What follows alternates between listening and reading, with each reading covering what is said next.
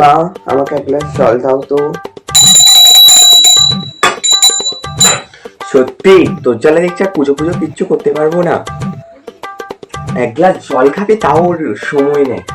একটা মাঝে পুজো করতে বসেছি, তাই কোনো একটা হুঁশ জ্ঞান নেই। এত এত মানে নিচে কত নেমে গেছে না, আমি দেখতে পাচ্ছি তো।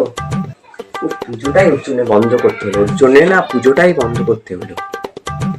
অত ভারী মেয়ে ছেলে আর একটা। উনি তো মহারানী, উনি শুধু বসে বসে ফোন ঘাটবেন।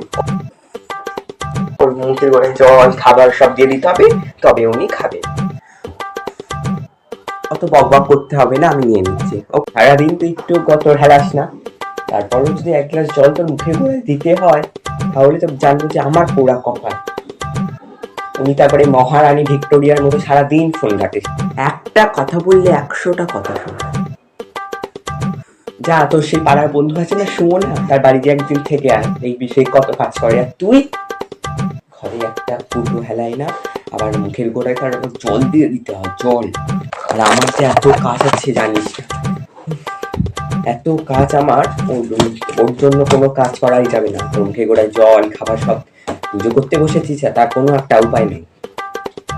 পুজো করার সময় বলছি মা জল দাও, দয়া করো, আমি জল নিয়ে খেয়ে নিতে পারবো। ওকে, তোমাকে আর দিতে হবে, আমি জল নিয়ে খেয়ে নিচ্ছি। নিয়েই যখন খাবি তাহলে আমাকে পুজো থেকে উঠালি কেন? যা নিয়ে খাবি, জানিস।